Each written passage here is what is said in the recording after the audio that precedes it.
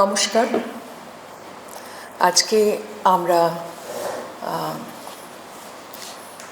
এখানে এসেছি দুজনের নামে স্মারক বক্তৃতা আছে। বিনয়কৃষ্ণ রুয়াতকি, ইনি ছাড়াও আমরা বিরজাকান্ত মজুমদার, এনারও স্মারক বক্তৃতা আজকেই। এরপর একটু সংক্ষিপ্ত পরিচয়।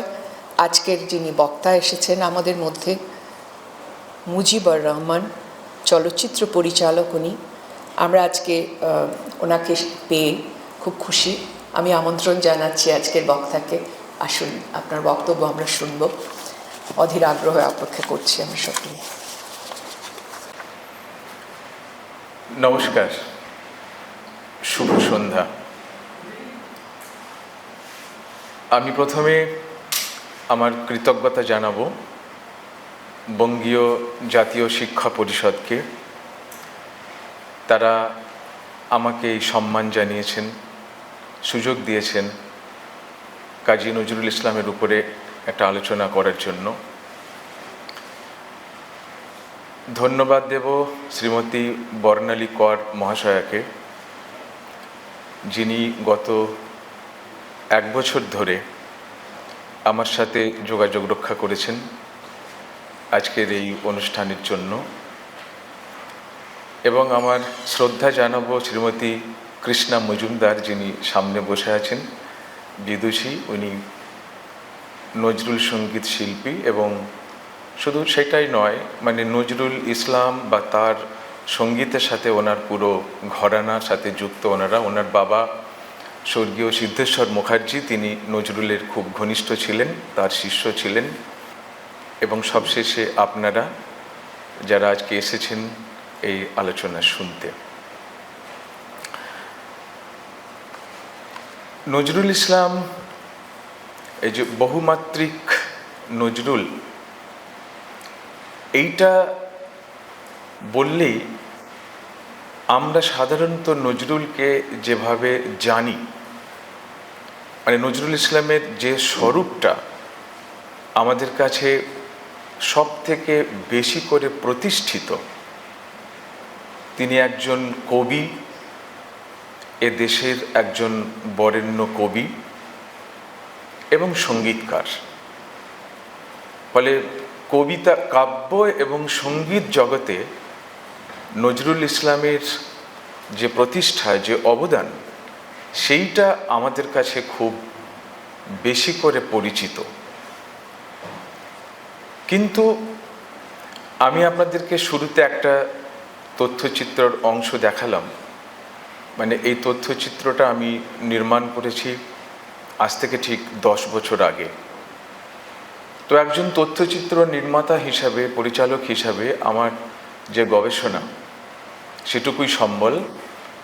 তাতে আমার যেটা আমি পেয়েছি খুঁজে নজরুল ইসলামের, যে তার এই কবিতা এবং সঙ্গীতের বাইরে একটা অনেক বড় জায়গা নজরুল ইসলাম নিজেকে প্রতিষ্ঠা করেছিলেন। সেইটা হয়তো আমাদের কাছে খানিকটা হয়তো জানেন অনেকেই, বা সকলের কাছে না জানা হতে পারে। এ বিষয়ে আমি দুজন মানুষের কথা বলবো। যখন আমি আমার তথ্যচিত্র নিয়ে কাজ নিয়ে এগোচ্ছিলাম, দুজন মানুষ, দুজনেই স্বর্গীয়। একজন পার্থ ঘোষ, আপনারা জানেন, বিশিষ্ট বাচিক শিল্পী ছিলেন। তার বাড়িতে একদিন গেছি, তো আমি ওনাকে জিজ্ঞেস করেছিলাম যে, দাদা, নজরুল ইসলামকে এক কথায় কিভাবে বুঝবো, বোঝার চেষ্টা যদি করি। তো উনি একটা খুব চমৎকার কথা বলেছিলেন। উনি বলেছিলেন যে নজরুল ইসলাম একটা প্রিজমের মতো। একটা প্রিজমের যেমন অনেকগুলো দিক থাকে এবং প্রত্যেকটা দিক থেকে আলো উৎসারিত হয়, সেরকম নজরুলেরও সৃষ্টির যে মুখ, তার সৃষ্টির উৎস মুখ ছিল বিবিধ। তিনি সৃষ্টির ওই বিবিধ মুখ দিয়ে তার সৃষ্টি প্রবাহিত হয়েছে। কথাটা আমার খুব ভারী সুন্দর লেগেছিল। এবং পরবর্তীকালে যখন আমি কাজটা করলাম, গবেষণাটা শেষ হলো, তখন এই কথার যথার্থতা, সত্যতা আমার কাছে প্রতিভাত হয়। আরেকজন মানুষ, তিনি একজন বিশিষ্ট প্রাবন্ধিক এবং চতুরঙ্গ পত্রিকার সম্পাদক ছিলেন, আব্দুর রাউফ সাহেব। তিনি ঠিক এই নামে, বহুমাত্রিক নজরুল, এই নামে একটা প্রবন্ধের বই লিখেছিলেন, ছোট্ট একটা বই। সেটা পড়ে আমার অনেক উপকার হয়েছিল। নজরুলের সমস্ত দিকটাকে একটু বুঝতে আমার সহজ হয়েছিল। আমি এবার আপনাদেরকে জানাবো যে নজরুল কবিতা, কাব্য এবং সঙ্গীতের পর তিনি আর কোন কোন জায়গাগুলো আলোকিত করেছিলেন। তিনি ছিলেন প্রাবন্ধিক, গল্প ও উপন্যাসকার, পত্রিকা সম্পাদক, অনুবাদক, রাজনৈতিক কর্মী ও সংগঠক। এই এতগুলো দিকে নজরুল ইসলামকে আমরা পেয়েছি। এবং একটা সংখ্যার হিসেব যদি আমরা ধরি, তার 21টি কাব্যগ্রন্থ, 14টি গানের সংকলন, এই 14টি গানের সংকলনে প্রায় 4000 গান। এইটা সংখ্যাটা নিয়ে হয়তো কেউ বলেন বেশি, কেউ বলেন কম। আমি বাংলাদেশের নজরুল ইনস্টিটিউটে ওনারা যে রেকর্ড সংগ্রহ করেছেন সেখানেও আলোচনা শুনেছি, ওই 4000, 4200 এইরকম কথা। তিনি 4টে পত্রিকার সম্পাদনা করেছেন, তার 3টে প্রবন্ধের বই, 3টে উপন্যাস লিখেছেন, 19টি ছোট গল্প এবং বেশ কিছু অনুবাদ কর্ম। এর সাথে তার দীর্ঘ রাজনৈতিক জীবন। আর এই সমস্ত কাজটা, এই যতগুলো আমি উল্লেখ করলাম, এটা নজরুল করেছিলেন মাত্র 22 বছরটা সময়ে। তার কারণ হচ্ছে 1942 সালের 9 জুলাই তিনি অসুস্থ হলেন, আর করাচি সেনানিবাস থেকে ফিরলেন 1920 সালে। তাহলে আমরা হিসাব করে পাই প্রায় 22-23 বছর। এই 22-23 বছরের মধ্যে এই সমস্ত কর্মকাণ্ড। 1942-এর পর তিনি আরও 34 বছর বেঁচে ছিলেন, কিন্তু সেই 34 বছরে তার কোনো সৃষ্টি আমরা পাইনি। নজরুল ইসলাম আমার কাছে একটা বিস্ময়, যদিও তিনি নিজেই বলেছেন, চির বিস্ময় আমি বিশ্ববিধাত্রীর। মাত্র 24 বছর বয়সে তিনি এই বাংলায় একজন কিংবদন্তিতে পরিণত হয়ে গেছিলেন। মাত্র 22 বছর বয়সে তার বিদ্রোহীর মতো একটা ওই রকম অসামান্য কবিতা তিনি লিখে ফেললেন, এবং আমাদের কবিগুরু তাকে তার বসন্ত গীতে নাটক উৎসর্গ করলেন, যেটা আমি দেখালাম, এবং ওই উৎসর্গপত্রে কবি বলে তাকে অভিহিত করলেন। এবং তিনি সেই সময় তার যে সম্পাদিত পত্রিকা ধূমকেতু, সেখানে একটা কবিতা আনন্দময়ীর আগমনে, এই সমস্ত লিখে তিনি জেলে গেলেন, 11 মাস কারাবাসে থাকলেন। এবং যখন তার বয়স 30, তখন বাঙালি জাতির পক্ষ থেকে তাকে সংবর্ধনা জানানো হলো 15ই ডিসেম্বর 1929 কলকাতার অ্যালবার্ট হলে। সেই যে তার সংবর্ধনা অনুষ্ঠান, সেই অনুষ্ঠানে যদি আপনারা ওই অনুষ্ঠান পর্বটা একটু চর্চা করে দেখবেন, সেই সময় বাংলার যত বিদগ্ধ মানুষ, তাবড় তাবড় সব মানুষ তারা সেখানে গিয়ে উপস্থিত হয়েছিলেন। এবং দুজন মানুষের কথা আমি উল্লেখ করব, আচার্য প্রফুল্লচন্দ্র রায় এবং আমাদের নেতাজি সুভাষচন্দ্র বসু। তারা এই 30 বছর বয়সের একজন কবি, সঙ্গীতকারকে কিভাবে সংবর্ধিত করলেন, আমি প্রফুল্লচন্দ্র এবং সুভাষচন্দ্রের যে কথা, তাদের যে ভাষণ, সেখান থেকে কয়েকটি লাইন আমি একটু আপনাদেরকে শোনাবো।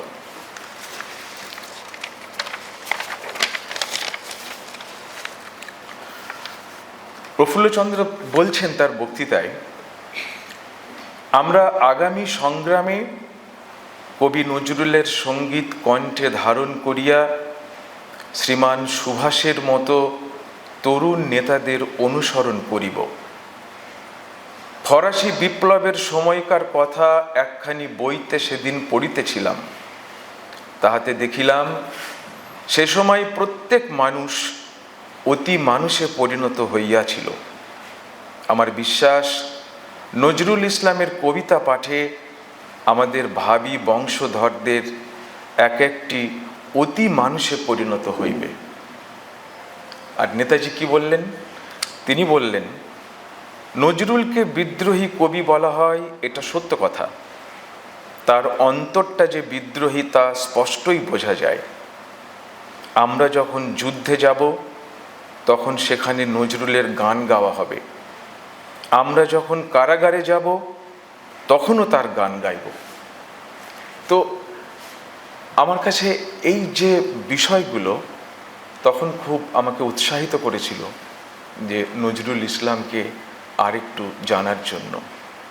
এবং এই সময়ে যখন নজরুল ইসলামের এই 24 পূর্ববর্তী এই সময়ে তার থেকে 38 বছর বয়সের বেশি নোবেল পুরস্কার পাওয়া আমাদের গুরুদেব তিনি কি বলছেন সেইটা আমি একটা ছোট্ট ভিডিও ক্লিপ দিয়ে দেখাবো। ওই সময় 22শে ফেব্রুয়ারি রবীন্দ্রনাথ লিখিতভাবে নজরুলকে কবির স্বীকৃতি দিয়ে উৎসর্গ করলেন তার বসন্ত গীতিনাট্য। শুধু বইটি উৎসর্গ করেই থেমে থাকেননি রবীন্দ্রনাথ। স্নেহধন্য পবিত্র গঙ্গোপাধ্যায়কে জানালেন, জাতির জীবনে বসন্ত এনেছে নজরুল, তাই আমার সদ্য প্রকাশিত বসন্ত গীতিনাট্যখানি ওকেই উৎসর্গ করেছি। ভীমরুলের চাকে যেন ঢিল পড়ল। রবীন্দ্রনাথের ভক্তদের অনেকেই চটে গেলেন, কেননা ব্রাহ্ম সমাজের বাইরের কাউকে তার বই উৎসর্গ এই প্রথম। আসর বসল জোড়াসাঁকোর ঠাকুর বাড়িতে। বিরোধীরা সরগরম। সবার সামনে কবি বললেন, নজরুলকে আমি বসন্ত গীতিনাট্য উৎসর্গ করেছি এবং উৎসর্গপত্রে তাকে কবি বলে অভিহিত করেছি। জানি তোমাদের মধ্যে কেউ কেউ এটা অনুমোদন করতে পারোনি। আমার বিশ্বাস তারা নজরুলের কবিতা না পড়েই এই মনোভাব পোষণ করছে, আর পড়ে থাকলেও রূপ ও রসের সন্ধান করেনি, অবজ্ঞা ভরে চোখ বুলিয়েছে মাত্র। কিন্তু গুরুদেব, মার মার কাট কাট ও অসির ঝনঝনার মধ্যে রূপ ও রসের প্রক্ষেপটুকু হারিয়ে গেছে। কাব্যে অসির ঝনঝনা থাকতে পারে না, এসব তোমাদের আবদার বটে। সমগ্র জাতির অন্তর যখন সে সুরে বাঁধা, অসির ঝনঝনায় যখন সেখানে ঝংকার তোলে, ঐকতান সৃষ্টি হয়, তখন কাব্যে তাকে প্রকাশ করবে বই কি। আমি যদি আজ তরুণ হতাম তাহলে আমার কলমেও ওই সুর বাজত। সে আপনি যাই বলুন গুরুদেব, এ অসির ঝনঝনা জাতির মনের আবেগে ভাঁটা পড়ার সঙ্গে সঙ্গে নজরুলি কাব্যের জনপ্রিয়তাও মিলিয়ে যাবে। জনপ্রিয়তা কাব্যবিচারের স্থায়ী নিরিখ নয়, কিন্তু যুগের মনকে যা প্রতিফলিত করে তা শুধু কাব্য নয়, মহাকাব্য। রবীন্দ্রনাথ সেদিন পবিত্র গঙ্গোপাধ্যায়কে বলেছিলেন, আমি নিজের হাতে তাকে দিতে পারলাম না বলে সে যেন দুঃখ না করে। আমি তাকে সমগ্র অন্তর দিয়ে আশীর্বাদ জানাচ্ছি, আর বলো, কবিতা লেখা যেন কোনো কারণেই সে বন্ধ না করে। সৈনিক অনেক মিলবে, কিন্তু যুদ্ধে প্রেরণা জাগাবার কবিতাও তো চাই। এই সমস্ত ঘটনা ঘটেছে নজরুলের 24 বছর বয়সে, এবং 30 বছরে তার আমরা যে সাফল্য দেখলাম। আমি এবার একটু আপনাদেরকে জানাতে চাই যে এই নজরুল কিভাবে নিজেকে তৈরি করলেন, কিভাবে হয়ে উঠলেন একটা এই রকম একটা বিশাল প্রতিভাধর মানুষ। তার হয়ে ওঠাটা কেমন করে হলো? নজরুল ইসলাম জন্মগ্রহণ করেছিলেন 11ই জ্যৈষ্ঠ 1306, 24শে মে 1899 বর্ধমানের চুরুলিয়া গ্রামে। এই চুরুলিয়া গ্রাম, সেখানে নজরুল ইসলামের জন্ম এবং ছোটবেলার অনেকটা সময় কেটেছিল, প্রায় 10-12টা বছর। তো আমি দেখেছি তার জীবনীকাররা এখানে একটা গণ্ডগোল করেছেন। তার কারণ যে তথ্য তারা দিয়েছেন, আমি আমার এই ফিল্মটা করার জন্য যখন আমি পরিবারের লোকজনের সাথে কথাবার্তা আলোচনা করি, একটু ফারাক আছে। জীবনীকাররা নজরুল ইসলামের যে দারিদ্র এবং তাদের পরিবারের যে আর্থিক একটা যে খুব গরিবী হাল, সেটাকে খুব বেশি করে তারা তুলে ধরেছেন। আমি দুজন মানুষ, মানে নজরুল ইসলামের দুজন ভাইপো, কাজী মাজার হোসেন এবং কাজী আব্দুল সালাম, তখনও তারা বেঁচে ছিলেন এবং এনারা দুজনেই কবির শেষ দিকটায় তারা তাকে পেয়েছিলেন। ওনাদের কাছ থেকে যেটা আমি শুনলাম, হ্যাঁ, ব্যাপারটা হচ্ছে যে ওনারা এসেছিলেন বাংলায় পাটনা থেকে, এবং তাদের যে আমরা দেখতে পাচ্ছি নামের আগে কাজী, মানে তারা বিচারক ছিলেন। মুঘল পিরিয়ডে তারা ওই বিচারকের পদে অধিষ্ঠিত হয়েছিলেন এবং সেই সময় তারা প্রচুর নিষ্কর সম্পত্তি সেই মুঘল সম্রাটদের কাছ থেকে পেয়েছিলেন। সেটা ছিল তাদের আয় এবং সেখান থেকে তাদের খুব বিলাসবহুলভাবে জীবনযাপন হতো।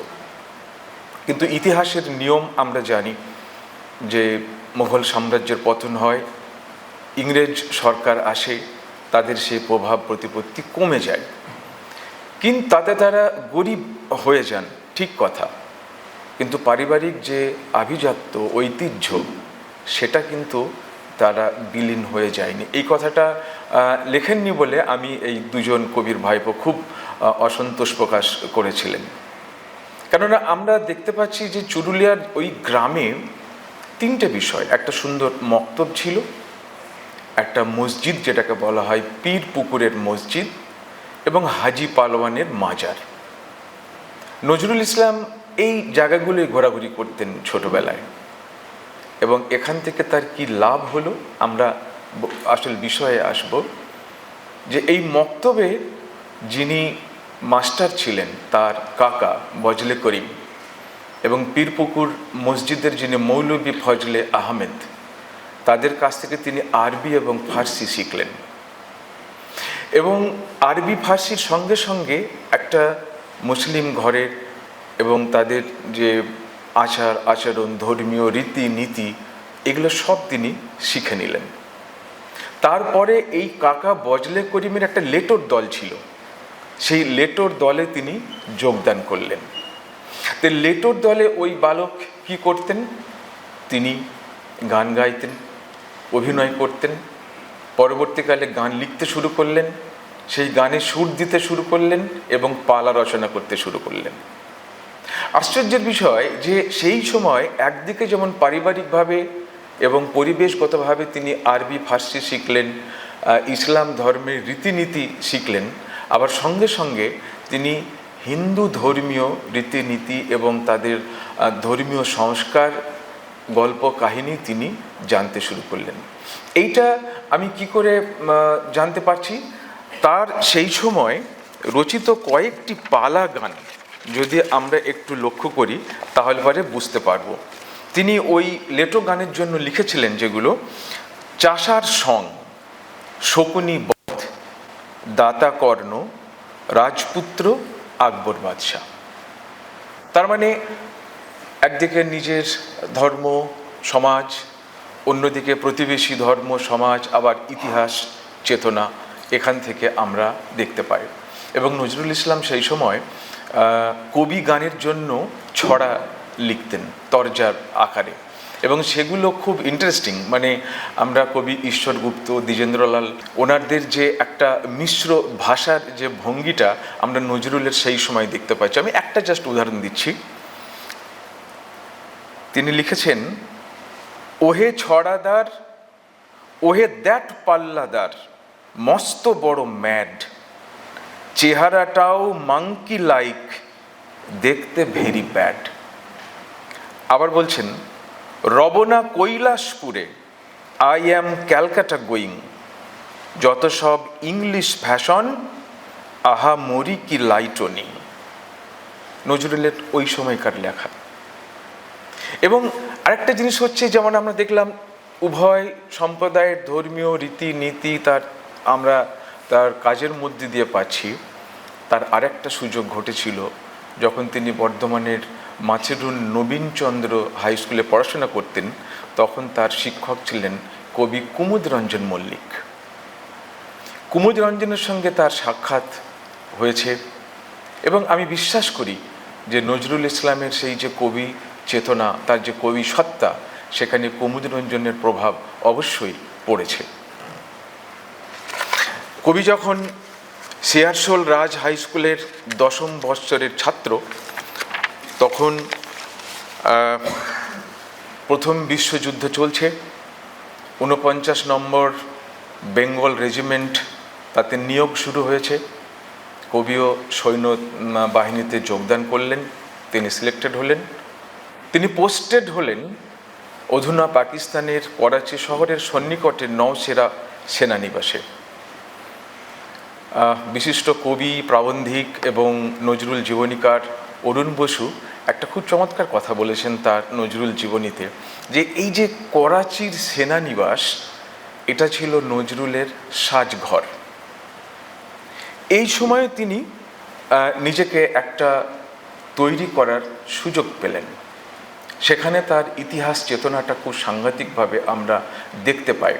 তার কারণ একদিকে রাশিয়ায় সমাজতন্ত্র প্রতিষ্ঠিত হয়েছে লেনিনের নেতৃত্বে, অন্যদিকে তুরস্কে মুস্তাফা কামাল আতাতুর্কের উত্থান হয়েছে, এবং আমাদের নিজের দেশের কি অবস্থা সেটা তো কবি তখন বুঝতেই পারছিলেন। অসহযোগ আন্দোলন, খেলাফত মুভমেন্ট, গান্ধীজির নেতৃত্বে একটা ভয়াবহ অগ্নিগর্ভ অবস্থা। সেখানে বন্ধুদের সাথে গল্প করতেন এবং গান গাইতেন, সে গান রবীন্দ্রসঙ্গীত। এবং এখানে একজন পাঞ্জাবি মৌলবীর সাথে নজরুলের সাক্ষাৎ হয়। তাতে কি লাভ হলো? তিনি কাকা বজলে করিমের কাছ থেকে যে আরবি ভাষা এবং ফার্সি ভাষাটা শিখলেন, এখানে এসে এই পাঞ্জাবি মৌলবী তাকে ফার্সি সাহিত্যের সাথে পরিচয় করাচ্ছেন। হাফিজ, ওমর খৈয়াম, রুমি, তাদের কাব্যের সাথে পরিচয় করাচ্ছেন। এই সময় নজরুল ইসলাম লিখতে শুরু করেন এবং তিনি লিখলেন অল্প কিছু কবিতা, গল্প এবং উপন্যাস। সেইগুলো কতগুলো নাম আমি উদ্ধার করেছি, আপনাদেরকে শোনাই। তার কবিতাগুলোর নাম ছিল মুক্তি আর কবিতা সমাধি, গল্প ছিল হেনা, ব্যথার দান, স্বামীহারা ও বাউন্ডুলের আত্মকাহিনী, উপন্যাস বাঁধনহারা। এই লেখাগুলো তিনি কলকাতায় পাঠাতেন পত্র মারফত। সেই সময় কলকাতায় অনেক পত্র পত্রিকা ছিল, তার মধ্যে আপনার উল্লেখযোগ্য হচ্ছে মুসলিম ভারত, বঙ্গীয় মুসলমান সাহিত্য পত্রিকা, সওগাত, এইসব পত্রিকায় তিনি লেখাগুলো পাঠাতেন। এবং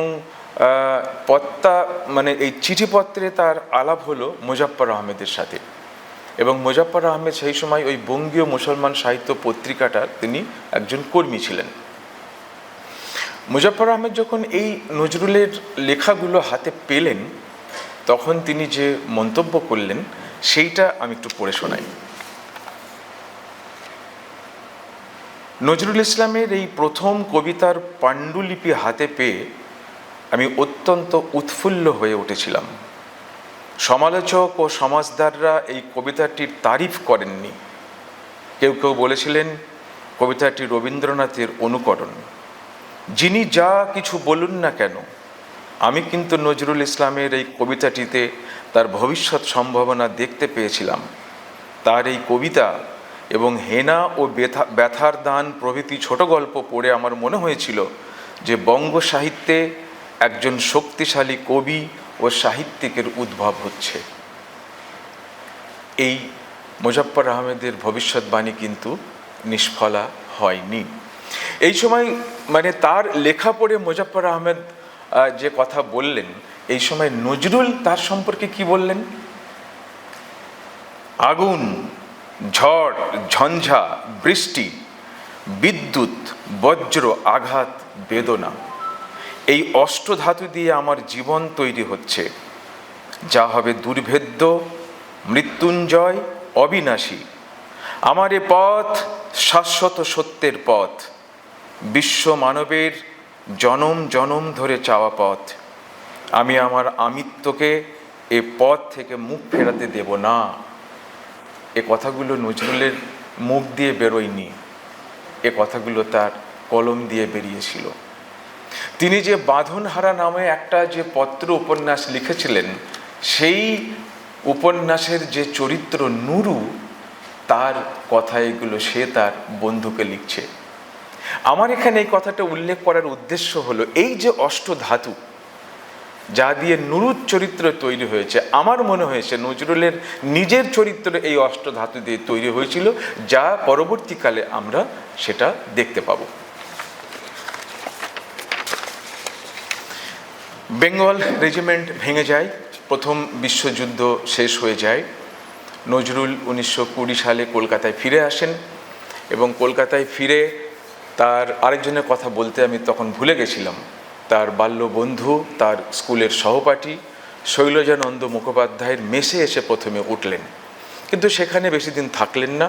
তিনি এই বঙ্গীয় মুসলমান সাহিত্য সমিতির অফিসে এসে উঠলেন, এখানে থাকলেন। এখানে তখন থাকতেন বেশ কিছু গুণী মানুষ, যেমন ধরুন মোহাম্মদ শহীদুল্লাহ, যিনি পরবর্তীকালে হবেন ডক্টর মোহাম্মদ শহীদুল্লাহ, বিখ্যাত ভাষাবিদ, এবং মুসলিম ভারত পত্রিকার সম্পাদক আফজালুল হক, মোজাম্মেল হক ইত্যাদি মানুষরা থাকতেন এখানে। এই পত্রিকাটা কাজ হতো এবং একটা সাহিত্য বাসর হতো। সেই সাহিত্য বাসরে আসতেন কবি সত্যেন্দ্রনাথ দত্ত, মোহিতলাল মজুমদার এবং সবুজ পত্রের ম্যানেজার পবিত্র কুমার গঙ্গোপাধ্যায়। এখানেও কিন্তু নজরুল ইসলাম তিনি সাহিত্য বাসরে যোগদান করতেন, কিন্তু তার সকলের মূল আকর্ষণ ছিল নজরুলের কণ্ঠে রবীন্দ্রসঙ্গীত। এখানে আমি নজরুলের যে স্মৃতিচারণা করেছেন মুজাফফর আহমেদ, সেখানে তিনি বলছেন যে সকলে ঠাট্টা করে নজরুলকে রবীন্দ্রসঙ্গীতের হাফেজ বলা হতো। হাফেজ কথাটার মানে আপনারা হয়তো জানেন, যিনি কোনো একটা সংকলন বা কোনো গ্রন্থ পুরোটাই মুখস্থ করতে পারেন। সাধারণত এটা প্রচলিত আমাদের কোরআন শরীফের যে সম্পূর্ণ গ্রন্থটা যারা মুখস্থ করতে পারেন তাদেরকে হাফেজ বলা হয়। এই সময় নজরুলের একটা সুযোগ হয়, এটা 1921 সালের সেপ্টেম্বর মাস। মোহাম্মদ শহীদুল্লাহ নজরুলকে নিয়ে গেলেন শান্তিনিকেতনে। সেখানে কবির সাথে তার সাক্ষাৎ হয়। কবি তখন খানিকটা পরিচয় ছিল নজরুল সম্পর্কে, কেননা কবির যিনি কলকাতার সেক্রেটারি ছিলেন সুধাকান্ত রায়চৌধুরী, তার মাধ্যমে নজরুলের কিছু লেখা কবি হাতে পেয়েছিলেন এবং তার সম্পর্কে একটা ধারণা তার ছিল। তো নজরুলকে দেখে সদ্য হাবিলদার কবি কলকাতায় ফিরেছেন, তাকে দেখে কবি উৎসাহিত হলেন এবং তাকে একটা গান গাইতে বললেন। নজরুল বললেন, আমি গান গাইব, কিন্তু একটা শর্ত আছে। সেটা কি না, আমার গানের শেষে আপনাকে একটা কবিতা আবৃত্তি করতে হবে। গুরুদেব সে শর্তে রাজি হলেন।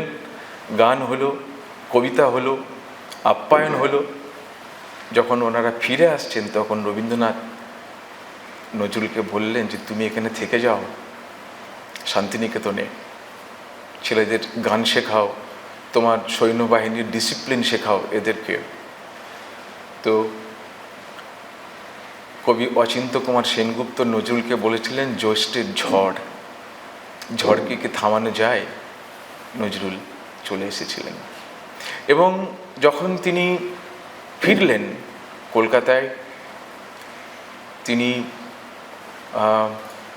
তার হাতে একটা সুযোগ ছিল যে প্রাক্তন সৈন্য হিসাবে একটা সরকারি চাকরি পাওয়ার সুযোগ ছিল।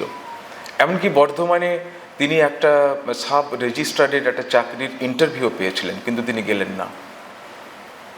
তিনি সময়ের ডাকে সাড়া দিলেন। সেই সময়কার চলমান যে রাজনীতি, মুক্তিকামী মানুষের যে আশা আকাঙ্ক্ষা, তার সঙ্গে নজরুল ইসলাম নিজেকে একাত্ম করে ফেললেন এবং একের পর এক সেই কবিতায় লিখে চলছেন, প্রলয় উল্লাস, শিকল ভাঙার ছল, এই সমস্ত কামাল পাশা, এবং বাংলার মানুষকে তিনি একদম জাগিয়ে তুলছেন। এবং এই সমস্ত কবিতা আমার মনে হয়েছে, দেখুন, কবিতা শুধু যে একজন যিনি পাঠ করবেন তার যে রসসম্ভোগ হবে, তিনি যে আনন্দ পাবেন তা নয়। নজরুলের এই সমস্ত কবিতা সেই সময় মানুষের যে আশা আকাঙ্ক্ষা, তাদের যেন জীবন সংগ্রামের একটা সঙ্গী হয়ে উঠল। এবং এই সময় নজরুল ইসলামের একটা প্রথম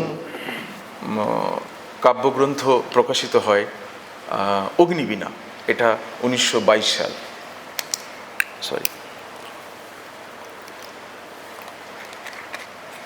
এই অগ্নিবীণা কবিতা পড়ে সেই সময়কার যারা কবিতা রসিক মানুষ তারা চমকে উঠলেন। কেন না, এই কবিতাগুলোর মধ্যে নজরুল ইসলাম আরবি এবং ফার্সি ভাষাকে এমন চমৎকারভাবে ব্যবহার করেছেন, অনবদ্য।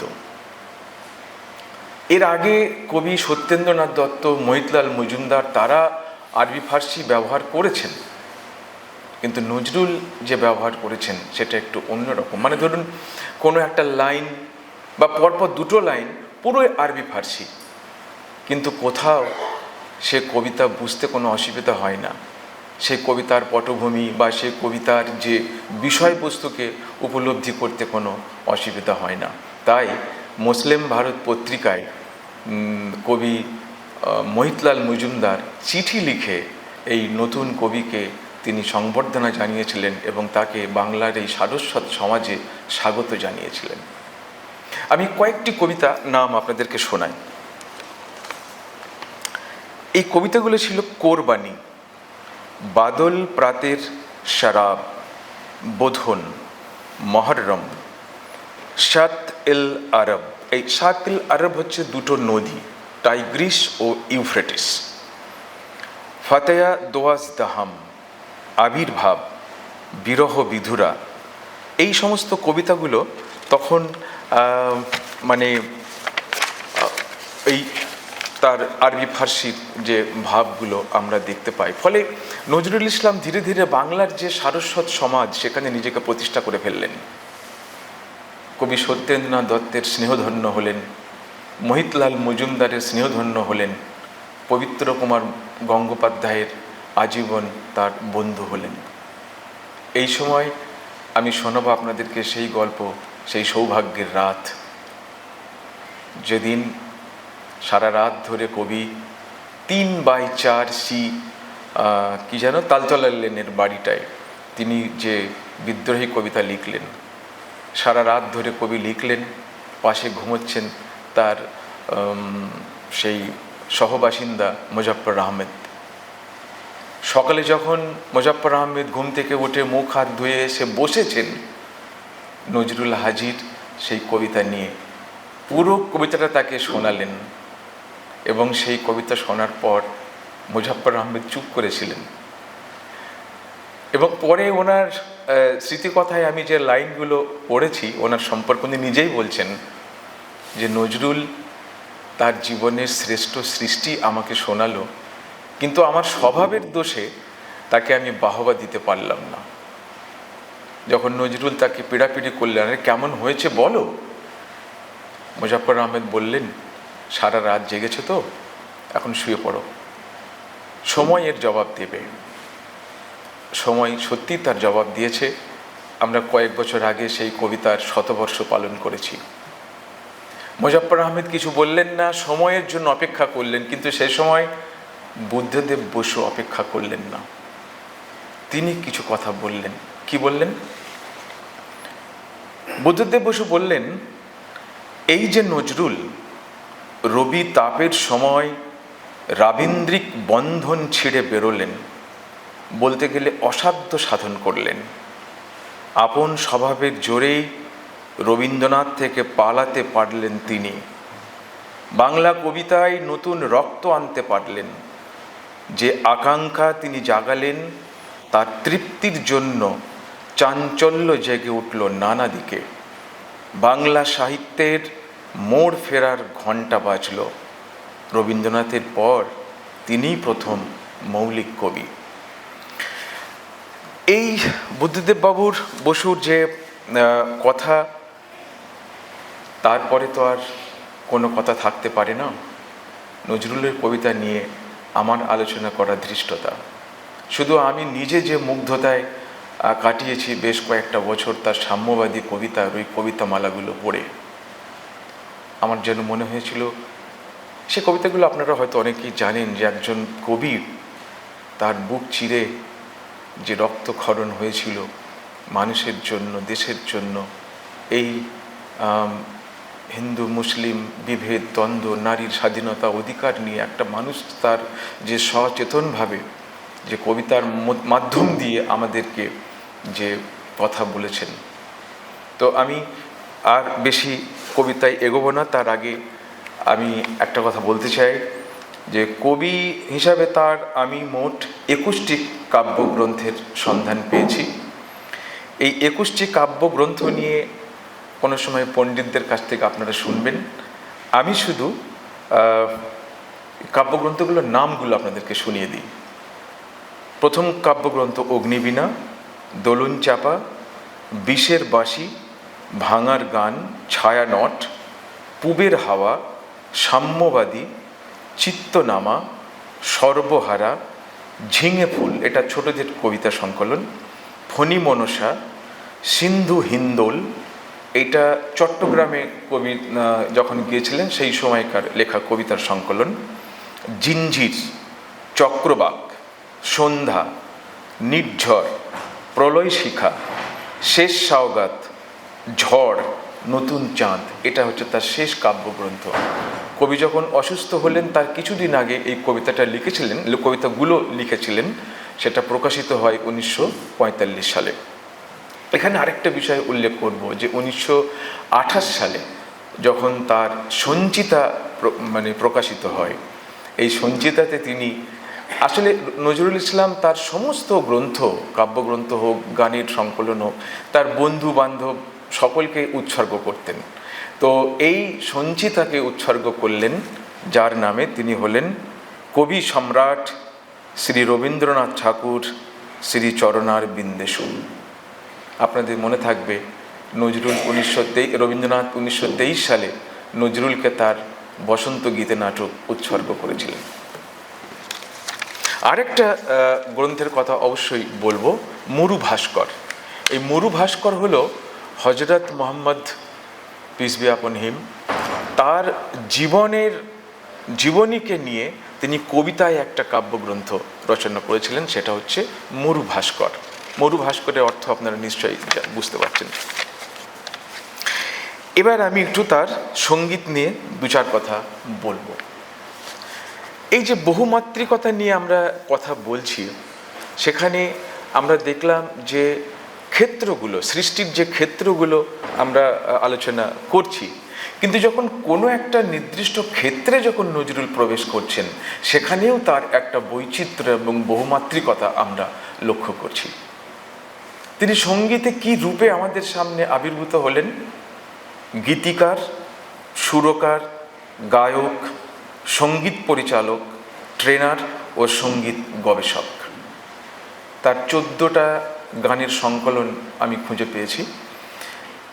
বুলবুল, চোখের চাতক, নজরুল গীতিকা, চন্দ্রবিন্দু, জুলফিকার, বনগীতি, সুরসাখী, গুলবাগিচা, গীতি শতদল, গানের মালা, সঙ্গীতাঞ্জলি, দেবী স্তুতি ও মহুয়ার গান। এই মহুয়ার গান হচ্ছে, মহুয়া বলে একটা নাটক হয়েছিল, সেই নাটকের জন্য তিনি অনেকগুলো গান রচনা করেছিলেন, সেই গানগুলোর একটা সংকলন মহুয়ার গান।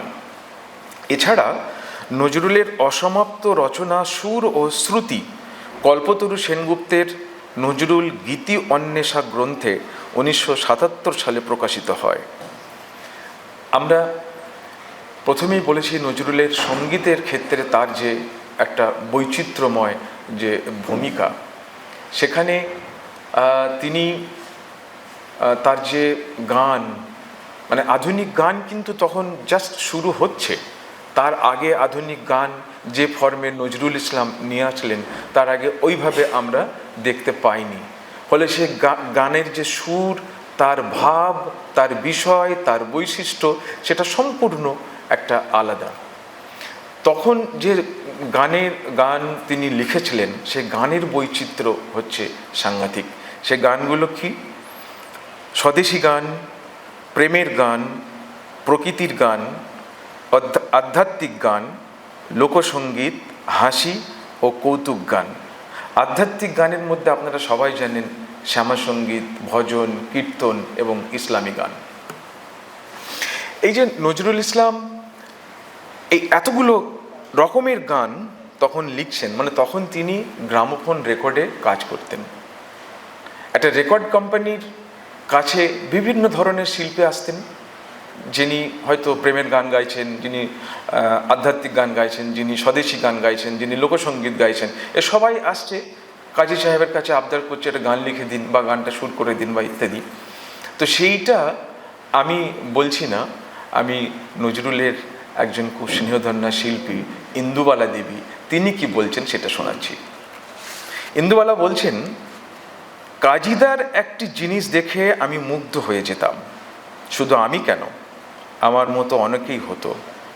রিহার্সাল ঘরে খুবই হই হুল্লোড় চলছে, নানা জনে করছে নানান রকম আলোচনা, কাজীদার সেদিকে খেয়াল নেই। এত গোলমালের মধ্যেও তিনি একটু ভেবে নিয়েই কাগজ কলম টেনে নিলেন, তারপরে খসখস করে লিখে চললেন আপন মনে। মাত্র আধ ঘন্টা কি তারও কম সময়ের মধ্যে 5-6খানি গান লিখে 5-6 জনকে দিয়ে দিলেন। কিন্তু এই যে 5-6খানি গান 5-6 রকমের। ধরুন ইন্দুবালাকে উনি বললেন যে তোর যে গানের এক পিঠে ছিল অঞ্জলি লহমর সঙ্গীতে, তাহলে উল্টো পিঠের জন্য কি লিখবো? আচ্ছা তুই বস, আমি একটু দেখছি। আবার পান খেয়ে নিয়ে একটা কিছু লিখে দিলেন, পরে সেই গানটা বিখ্যাত হয়ে গেল। তো নজরুল ইসলামের এই ছিল সঙ্গীতের প্রতিভা এবং এই ছিল ক্ষমতা। এবং আরও বিস্ময় হওয়ার কথা, আমরা জানি যে রাগপ্রসাদ গান বা রাগের উপরে আধারিত গান শিল্পীরা, কৃষ্ণাদি বসে আছেন জানবেন। তো নজরুল ইসলাম সেই রাগের উপরে বেশ করে গান লিখেছেন। কিন্তু আমার সুযোগ হয়েছিল শ্যামাপ্রসাদ মুখোপাধ্যায়, মানে না রাজনৈতিক শ্যামাপ্রসাদ মুখোপাধ্যায় নয়, একজন নজরুল সঙ্গীত গবেষক, তিনি এখন খুব অসুস্থ। তো তার 8খানা বই আছে নজরুলের গানের উপরে।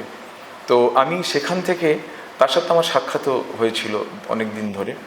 তো তার লেখা থেকে আমি জানতে পারি যে নজরুল নিজে 19টি রাগ সৃষ্টি করেছিলেন এবং 11টি তাল সৃষ্টি করেছিলেন। তার খুবই মানে জনপ্রিয় রাগ বনকুন্তলা ও সন্ধ্যা মালতী। তো এখন ব্যাপার হচ্ছে কি যে একজন মানুষ, আমার তখন মানে নিজের মনের মধ্যে কোশ্চেন হতো, তাহলে এই যে শাস্ত্রীয় সঙ্গীতের উপরে তার এত জ্ঞান এবং এত দখল হয় কি করে হলো? জানতে পারলাম ওই গ্রামোফোন রেকর্ডে জমির উদ্দিন আহমেদ বলে একজন ওস্তাদ ছিলেন, সেই ওস্তাদের কাছে তিনি কিছুদিন চর্চা করেছিলেন।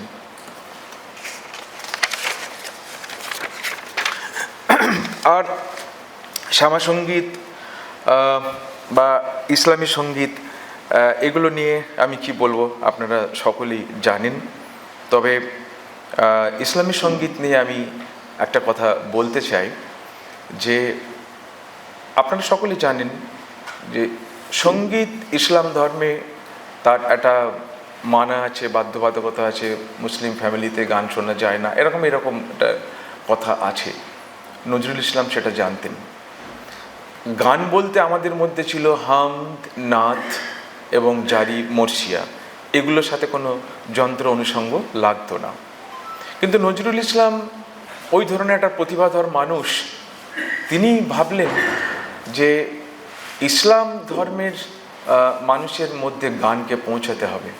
তখন তিনি কি করলেন, তিনি ইসলাম ধর্মের যে অনুষঙ্গগুলো, অনুষ্ঠানগুলো, যেমন ধরুন আমাদের যে হজ, জাকাত, রোজা, ঈদ, কোরবানি, মহরম ইত্যাদিকে বিষয় করে তিনি গান রচনা করলেন এবং সে গান মুসলমানরা শুনলেন এবং খুব পপুলার হলো। আব্বাসউদ্দিনের কণ্ঠে সেই রমজানের ওই রোজার শেষ এলো খুশির ঈদ, এ তো আমরা প্রজন্মের পর প্রজন্ম শুনে অভ্যস্ত হয়ে গেছি। এখানে একটা লেখা কৃষ্ণাদি আছেন, আমি ওই জন্যই আরও বলছি যে তথ্য আমাকে খুব বিরক্ত করতো। সেটা হলো যে আব্বাসউদ্দিন নাকি নজরুলকে বলেছিলেন যে ইসলামী গান রচনা করার জন্য, সেই জন্য উনি লিখেছিলেন। ব্যাপারটা তা নয়, কোনো মতেই তা নয়।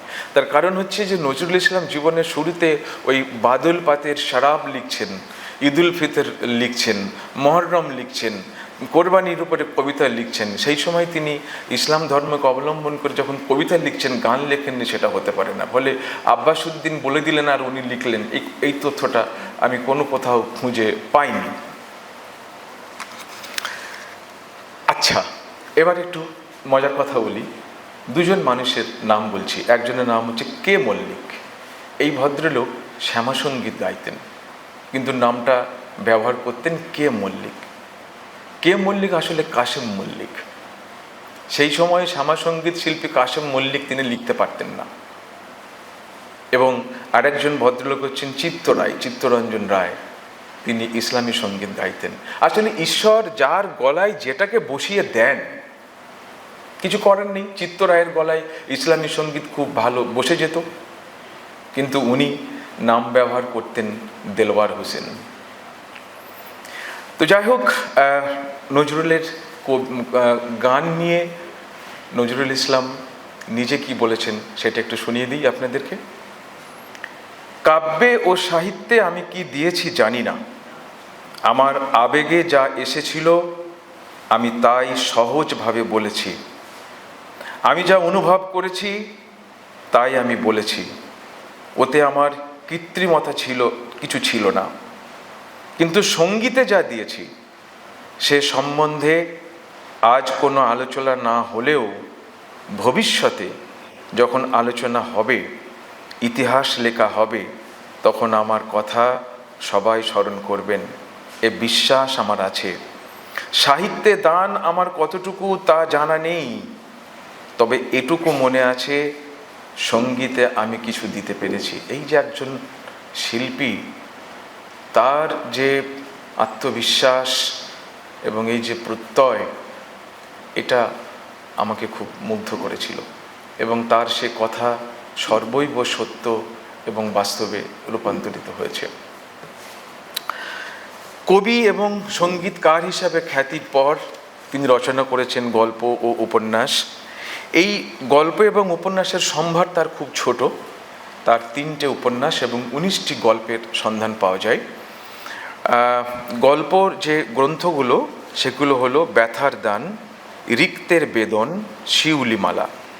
উপন্যাস হলো বাঁধনহারা, মৃত্যু ক্ষুধা, কুহেলিকা। এই গল্পগুলোর মধ্যে একটা গল্প আমাকে খুব আকৃষ্ট করেছিল, রাক্ষসী।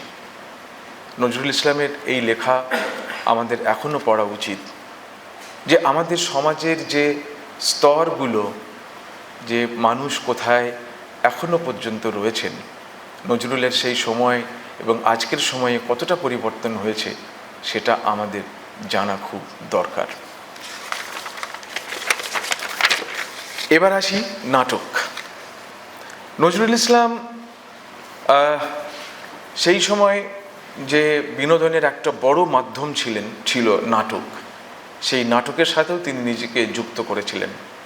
এখানে তার ভূমিকা কী ছিল? না, অভিনেতা হিসাবে নয়, তিনি ছিলেন গীতিকার, সুরকার এবং ট্রেনার। এখানে সঙ্গীত পরিচালক বলা হতো না, মানে সুর করতেন, মানে ট্রেনার। মানে নাটকে যারা অভিনয় করতেন সেখানে খুব গান বেশি ব্যবহার করা হতো। তো সেই নাটকের শিল্পীদের তিনি তৈরি করে দিতেন তার লেখা গান এবং সুর দিয়ে। ওই জন্য এবং তিনি খুব সফল হয়েছিলেন এই কাজটাতে।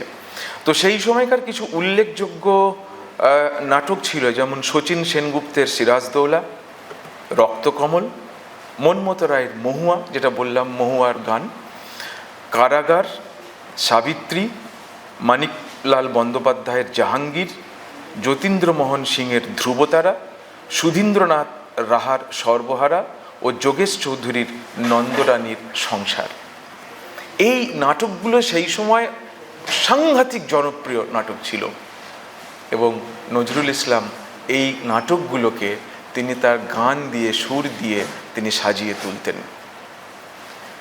তিনি নিজে কিছু নাটক লিখেছিলেন, তো নাট্যকার হিসাবে নজরুল খুব যে সফল হয়েছিলেন বলে আমার সেটা মনে হয়নি। তিনি লিখেছিলেন ঝিলিমিলি, আলেয়া গীতিনাট্য, মধুমালা গীতিনাট্য, পুতুলের বিয়ে, এটা ছোটদের জন্য নাটক লিখেছিলেন। একটু এরপরে আসি রেডিও। কলকাতা বেতার শুরু হয়েছিল 1927 সালে। নজরুল ইসলাম রেডিওর সাথে যুক্ত হলেন 1928 সালে। 1928 থেকে তার জীবনের সুস্থ থাকার শেষ দিন পর্যন্ত 1942 সালের 9 জুলাই পর্যন্ত তিনি রেডিওর সঙ্গে যুক্ত ছিলেন। এই রেডিওতে তিনি কি করতেন? এখানেও তার ভূমিকা ছিল অনেক বড়। তিনি গান রচনা করতেন, গান গাইতেন, কবিতা আবৃত্তি করতেন, এখানেও নতুন শিল্পীদের ট্রেনিং দিতেন এবং তিনি কথিকা লিখতেন, গীতিনাট্য লিখতেন এবং তিনি সমস্ত শিল্পীদেরকে তিনি সেখানে স্টুডিও যারা আসতেন গ্রামগঞ্জ থেকে নতুন শিল্পী, তাদেরকে তৈরি করতেন রেকর্ডিংয়ের জন্য এবং এটা এই দীর্ঘদিন ধরে করেছেন। এবং আরও একটা তথ্য আপনাদেরকে দিই, সেটা হলো যে একটা অনুষ্ঠান তিনি নিজে করতেন, সেই অনুষ্ঠানটার নাম দিয়েছিলেন হারামণি। হারামণিটা কি? যে সমস্ত রাগ রাগিনী হারিয়ে গেছে সেগুলোকে তিনি খুঁজে বার করলেন। এই জন্যই আমি এক জায়গায় বলেছি যে নজরুল ছিলেন সঙ্গীত গবেষক।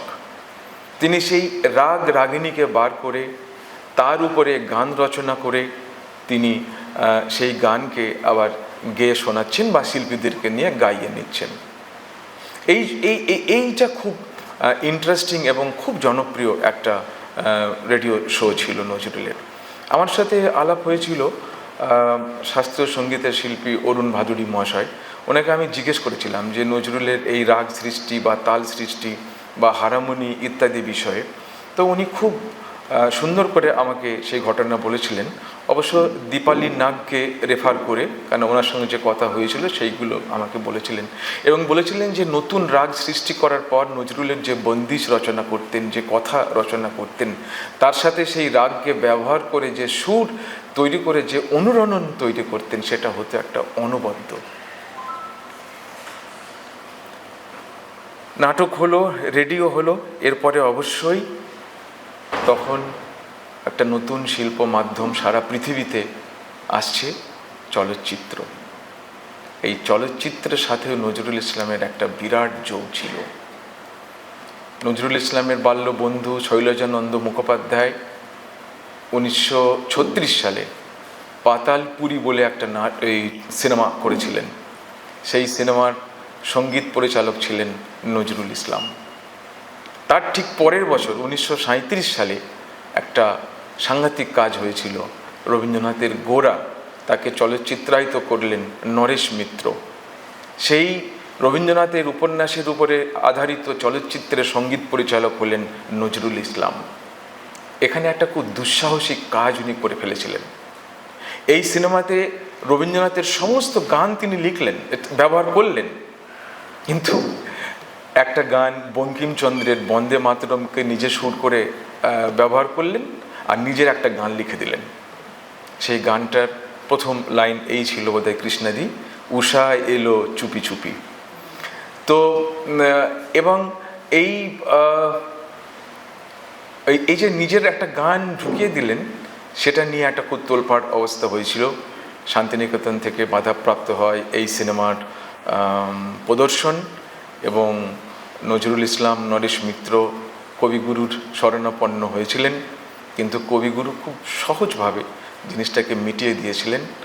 নজরুল ইসলাম যখন এই কথা বললেন, তখন তিনি একটা কথা বলেছিলেন, এখান থেকে বুঝতে পারা যায় যে নজরুলের প্রতি রবীন্দ্রনাথের যে স্নেহ, তার গভীরতা, তার গাঢ়ত্ব কতটা।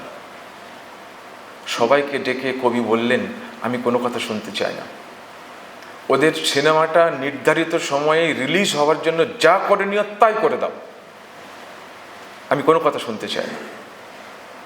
সঙ্গে সঙ্গে একটা চিঠি উনি করে দিয়েছিলেন, সেই সিনেমা রিলিজ হয়। এবং তারপরে নজরুল ইসলাম আরও কিছু চলচ্চিত্র যেমন বিদ্যাপতি, চৌরঙ্গী, আবার সিরাজদৌলা ও সাপুড়ে নামক একটা ছবির সঙ্গীত পরিচালনা করেছিলেন। এই সাপুড়েতে একটা গান আছেন, দিদি হয়তো গেয়ে দেবেন এখন, আকাশে হেলান দিয়ে পাহাড় ঘুমায় ওই। এই গানটা বোধহয় আমি কয়েকশোবার শুনেছি, বুঝলেন? আচ্ছা, এর মধ্যে ধ্রুব সিনেমায় নারদের ভূমিকায় তিনি অভিনয় করেছেন, দেখবেন ইউটিউবে ওই ভিডিওটা এখনো পাওয়া যায়। তো সেই সময় তিনি মঞ্চ, রেডিও, চলচ্চিত্র যতগুলো মাধ্যম ছিল, নজরুল ইসলাম অবশ্যম্ভাবী হয়ে উঠেছিলেন। একাধিপত্য, তিনি সব জায়গায় নজরুল ছাড়া হচ্ছে না কিছু। তার মাঝখানে তিনি যে কাজ করলেন, অনুবাদ করলেন কিছু, রুবায়েতে হাফিজ, রুবায়েতে ওমর খৈয়াম এবং কমিউনিস্ট ইন্টারন্যাশনালের ওই গানটাকেও তিনি বাংলায় অনুবাদ করলেন, অন্তর্ন্যাশনাল সঙ্গীত। অন্তর্ন্যাশনাল সঙ্গীতের অনুবাদ নিয়ে অনেক বড় গল্প আছে, আমি যাব না। আমি সময় আছি তো দিদি, বর্ণালীদি? আর অল্প একটু সময়, আচ্ছা বেশ। তাহলে সেটা হচ্ছে যে আমরা, হ্যাঁ অবশ্য আমিও মেরে এনেছি, তার সম্পাদক এবং প্রবন্ধ এবং রাজনৈতিক কর্মী তিনটাকে আমি একসাথে বলে দেব। তার কারণ এই যে নজরুল ইসলাম 4টি পত্রিকা সম্পাদনা করেছিলেন, নবযুগ তার জীবনের শুরুতে, ধূমকেতু, লাঙল ও গণবাণী, এগুলো সবই তখন ওই যে কমিউনিস্ট পার্টি তৈরি হচ্ছে এবং তার শুরু থেকে নজরুল ইসলাম এবং আরও কিছু মানুষজন কলকাতার, তারা এই সব কাজগুলো করছিলেন। এই পত্রিকা নজরুল ইসলাম তার সাথে যুক্ত হয়েছিলেন, কখনো সম্পাদক, কখনো সহ সম্পাদক, কখনো অন্যান্য বিভিন্নভাবে, লেখক তো বটেই। তার প্রবন্ধ গ্রন্থগুলি ছিল যুগবাণী, রুদ্রমঙ্গল, দুর্দিনের যাত্রী, রাজবন্দির জবানবন্দি। নজরুল ইসলাম একজন রাজনীতি সচেতন মানুষ ছিলেন। নিজের দেশের মানুষের দুঃখ দুর্দশা তিনি বুঝতেন, মানুষের স্বাধীনতার আন্দোলনের যে তীব্রতা তিনি অনুভব করেছিলেন, তার সাথে তিনি যুক্ত হবেন, এ তো অনেক সোজা হিসেব। এবং এখানে আমি যে কথাটি খুবই উল্লেখযোগ্য, মানে ওই অগ্নিবীণা কাব্যকে আমি আরেকবার রেফার করব, কেন অগ্নিবীণা কাব্যে আমি তখন বলেছি যে তিনি আরবি এবং ফার্সি ভাষার ব্যবহার করেছিলেন, কিন্তু তার সঙ্গে সঙ্গে আরেকটা কাজ করেছিলেন, সেটা আমি এখন বলবো। আমরা দেখেছি যে বঙ্কিমচন্দ্র চট্টোপাধ্যায় এবং স্বামী বিবেকানন্দ, তারা হিন্দু মাইথোলজি এবং হিন্দু যে বীর গাথাগুলোকে তারা তুলে এনে সেই ধর্ম এবং বীর রসকে ব্যবহার করে সেই সময়ের যুবকদেরকে তিনি জাগিয়ে তারা তুলতেন, স্বাধীনতার আন্দোলনে উদ্বুদ্ধ করতেন। নজরুল ইসলাম সেই একই কাজ করেছিলেন তার নিজের এই কবিতাগুলোর মাধ্যম দিয়ে মুসলমান সমাজের যুবকদেরকে জাগিয়ে তোলার জন্য। দেশের প্রেমে তাদেরকে আহ্বান জানিয়েছিলেন এবং তাদেরকে উদ্বুদ্ধ করেছিলেন। ফলে তার একটা উদ্দেশ্য ছিল যে আমাদের মধ্যে যে বিভেদ আছে থাক, কিন্তু যখন দেশের ডাক, সেই ডাকে উভয় সম্প্রদায় তারা এসে এক জায়গায় মিলিত হয়ে যাবে। আমি কয়েকটা লাইন একটু পড়ে শোনালে ভাবটা বোঝা যাবে যে নজরুল ইসলাম অ্যাকচুয়ালি ওই কি বলতে চাইলেন। আমি মহররম কবিতা থেকে, জীবনের শুরুর দিকে লেখা, আমি কয়েকটা লাইন বলছি। ফিরে এলো সেই মহররম মাহিনা, ত্যাগ চায় মর্শিয়া ক্রন্দন চাহিনা, উসনিস কোরআনের হাতে তেগ আর বীর, দুনিয়াতে নত নয় মুসলিম কারো শির।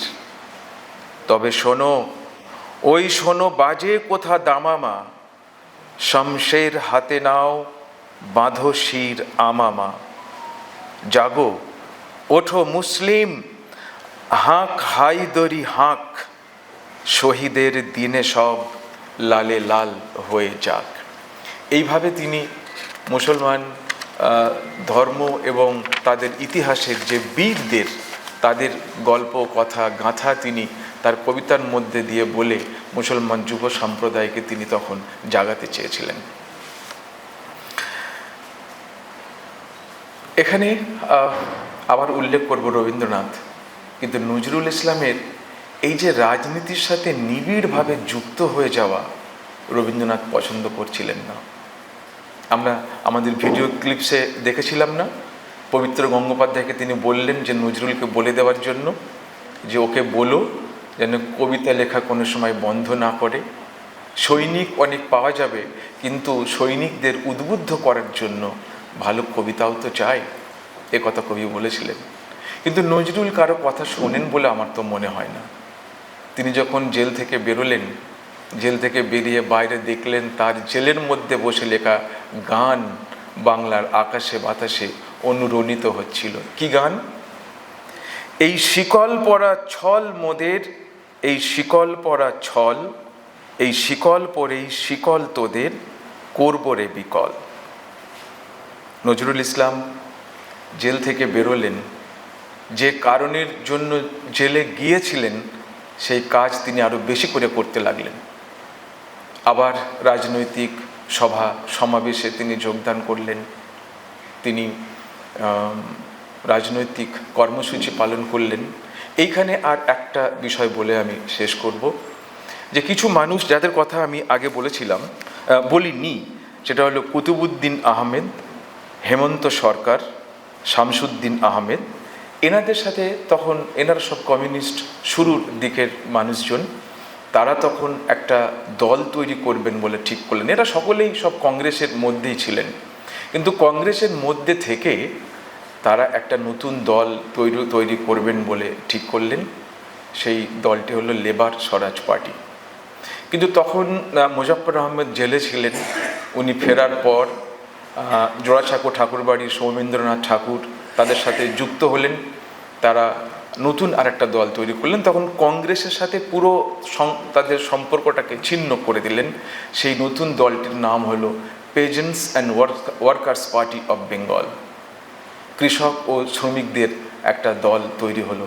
এবং এই যে লেবার স্বরাজ পার্টি এবং কৃষক শ্রমিকের পার্টি, এই সমস্ত প্রক্রিয়াটার মধ্যে নজরুল ওতপ্রোতভাবে যুক্ত ছিলেন। নিরবচ্ছিন্নভাবে তিনি কাজ করেছেন। সংসারের তার দায়িত্ব তিনি তখন সে আলাদা গল্প। নজরুল ইসলাম লিখলেন চাষার গান, শ্রমিকের গান, ছাত্র দলের গান, কৃষ্ণনগর যে প্রজা সম্মেলন হয়েছিলেন সেখানে। এবং এই যে গান, এখানে গানের একটা কথা বলা খুব জরুরি। আগে যেমন গান ছিলেন স্বদেশী গান, দেশাত্মবোধক গান, কিন্তু এই গানগুলো হয়ে উঠল চাষার গান, শ্রমিকের গান, সর্বহারা মানুষের গান, তাদের অন্তরের গান।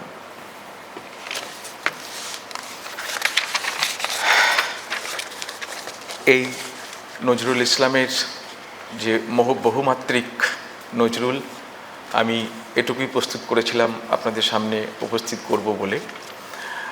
আর নজরুল তো এত দিলেন আমাদেরকে, এত ক্ষেত্রে তার জীবনের কথা আমি তো কিছু বলতে পারলাম না, বা আমি চাইলামও না এখানে বলতে।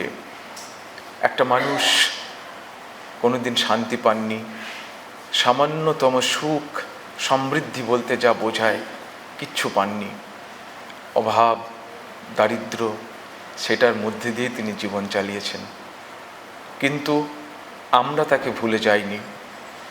একটা অপ্রীতিকর ঘটনা অবশ্য নজরুল দেখে যেতে পাননি, খুব ভালো হয়েছে। তার জন্য আমার ঈশ্বরের কাছে আমার কৃতজ্ঞতা জানাই যে দেশ ভাগটা তিনি দেখে যেতে পারেননি। দুই দেশ মিলে তাকে আমরা সংবর্ধনা সম্মাননা জানিয়েছি। তিনি ভারত সরকারের কাছ থেকে পদ্মভূষণ পুরস্কার পেয়েছিলেন, কলকাতা বিশ্ববিদ্যালয়ের জগত্তারিণী পদক পেয়েছিলেন, এবং এসবের অনেক আগে আমরা সেই অ্যালবার্ট হলের সংবর্ধনের কথা তো আগে বলেইছি। 1972 খ্রিস্টাব্দে 24শে মে বঙ্গবন্ধু কবিকে বাংলাদেশে নিয়ে যান। ঢাকা বিশ্ববিদ্যালয় কবিকে ডি লিট উপাধিতে ভূষিত করে এবং বাংলাদেশ সরকার তাকে 21 পদক প্রদান করেছিল এবং জাতীয় কবি হিসাবে ঘোষণা করেছিল। বাংলাদেশের রাজধানী ঢাকার পিজি হাসপাতালে কবি শেষ নিঃশ্বাস ত্যাগ করেন 12ই ভাদ্র 1338, ইংরেজি 19শে অগাস্ট 1976। কবি চলে গেলেন তার 77 বছর বয়সে। তার মধ্যে 42 বছর তিনি তার এই বহুমাত্রিক সৃষ্টি আমাদেরকে দিয়ে গেছেন। কবি যে বছর অসুস্থ হলেন 42 সালে, তার ঠিক 1 বছর আগে কলকাতার যে মুসলিম ইনস্টিটিউটের যে অডিটোরিয়াম, সেখানে একটা জুবলি অনুষ্ঠান হয়েছিল এই বঙ্গীয় সাহিত্য পত্রিকার। সেখানে তিনি অনেক বড় একটা লেকচার দিয়েছিলেন। তার একটা ছোট্ট অংশ আপনারা সকলে জানেন, খুব বহুল্য প্রচলিত, কিন্তু আমার মনে হয় কবির সেই কথাটা যতবার বলা যায় ততই ভালো। একটু হয়তো মনটা ভারাক্রান্ত হবে, কিন্তু আমি বলতে চাই, যদি আর বাঁশি না বাজে আমি কবি বলে বলছি না, আমি আপনাদের ভালোবাসা পেয়েছিলাম সেই অধিকারে বলছি, আমায় ক্ষমা করবেন, আমায় ভুলে যাবেন। বিশ্বাস করুন, আমি কবি হতে আসিনি, আমি নেতা হতে আসিনি, আমি প্রেম দিতে এসেছিলাম, প্রেম পেতে এসেছিলাম। সে প্রেম পেলাম না বলে আমি এই প্রেমহীন নীরস পৃথিবী থেকে নীরব অভিমানে চিরদিনের জন্য বিদায় নিলাম। কিন্তু আমরা তো আমাদের আফসোস এবং আমাদের অন্তরের কথাও প্রকাশ করেছি। আমরা কি বলতে পেরেছি? ভুল হয়ে গেছে বিলকুল, আর সব কিছু ভাগ হয়ে গেছে, ভাগ হয়নি কো নজরুল। এই ভুলটুকু বেঁচে থাক, বাঙালি বলতে একজন আছে, দুর্গতি তার ঘুচে যাক। ধন্যবাদ অন্নদাশঙ্কর রায়কে।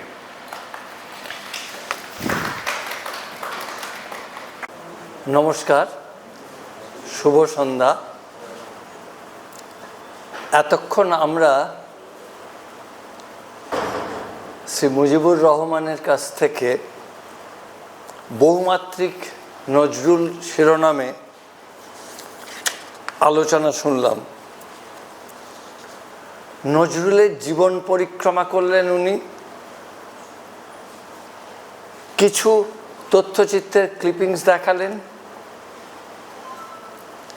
এবং আমাদের সাধারণ মানুষের কাছে নজরুলের যে কবি ও সঙ্গীতকার পরিচয়ে আবদ্ধ আছেন তার বাইরে গিয়ে উনি দেখালেন যে নজরুলের প্রাবন্ধিক পরিচয়, গল্পকার, নাটক রচয়িতা এবং অবশ্যই রাজনৈতিক সচেতন একজন রাজনৈতিক সংগঠক। এবং শেষ পর্বে যে চলচ্চিত্রের সঙ্গে তার একাত্ম যোগ এবং একটা আশ্চর্য, এটাকে কী বলবো, সমাপতন বলতে পারেন, যে বাংলা সাহিত্যের দুই উজ্জ্বল জ্যোতিষ্ক রবীন্দ্রনাথ ও নজরুল, তাদের পারস্পরিক সম্পর্ক উনি তুলে ধরেছেন।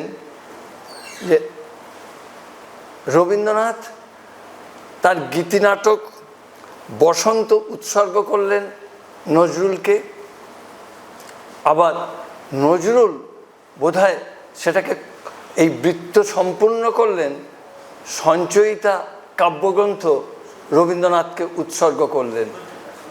এটা বোধহয় বৃত্ত সম্পূর্ণ হলো।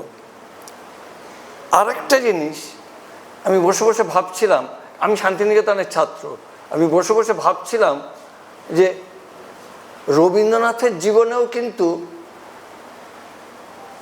নাগরিক সম্বর্ধনা, নোবেল পুরস্কার পাওয়ার পর কিছু মানুষ গিয়ে শান্তিনিকেতনে তাকে সম্বর্ধনা দিয়েছেন। তারপরে 70 বছর বয়সে আচার্য জগদীশচন্দ্রের উদ্যোগে বা আরও সেই সময় মানুষের কলকাতায় নাগরিক সম্বর্ধনা হয়। কিন্তু 30 বছর বয়সে নজরুলকে নাগরিক সম্বর্ধনা দেওয়া হচ্ছে কলকাতায়, এটা কিন্তু ব্যতিক্রমী। যে 30 বছর বয়সে মানে তার কবি স্বীকৃতি বা তার সাহিত্য স্বীকৃতি দিয়ে কলকাতায় নাগরিক সম্বর্ধনা দেওয়া হচ্ছে, এটা আমি সত্যিই জানতাম না। আর একটা জিনিস, যে তিনি ছোটবেলা তার কেটেছে বর্ধমানের চুরুলিয়া গ্রামে।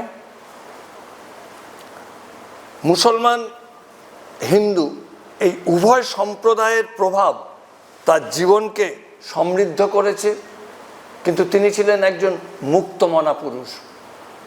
তিনি বোধহয় তার পক্ষেই লেখা সম্ভব। আপনারা এখানে যারা আছেন তারা সবাই হয়তো জানেন, তিনি লিখেছেন আনোয়ার কবিতা, যেটাতে শুনলে আঁতকে উঠবে এখনকার যে কোনো মৌলবাদীরা। এবং একইভাবে বিদ্রোহী কবিতা এক জায়গায় বলছেন যে আমি বিদ্রোহী ভিগু ভগবান বুকে এঁকে দিই পদচিহ্ন। আপনি ভাবুন, ভগবান বুকে পদচিহ্ন এঁকে দেওয়ার সাহস নজরুল দেখাচ্ছেন। আবার আনোয়ার কবিতায় দুনিয়ার মুসলিম যত জানোয়ার, এই শব্দটাও উনি ব্যবহার করছেন। কিন্তু তার মানে এই নয় যে উনি কোনো এক সম্প্রদায়ের মধ্যে, উনি তার ঊর্ধ্বে। এবং সেটা বোধহয় ওরা জীবন দিয়েও বোঝা যায় যে দুই বাংলার মিলন। বর্ধমানের চুরুলিয়া গ্রামে জীবন শুরু, সাহিত্য রয়েছেন ঢাকায়, সেখানে আমি গিয়েছি, শ্রদ্ধা জানিয়েছি যে এই দুই বাংলার মিলনে নজরুল বোধহয় এক উজ্জ্বল জ্যোতিষ্ক। শেষে বলি যে উনি যে কাব্যগ্রন্থ লিখলেন, চলচ্চিত্রে তার অবদান রেখে গেলেন, সব মিলিয়ে আমরা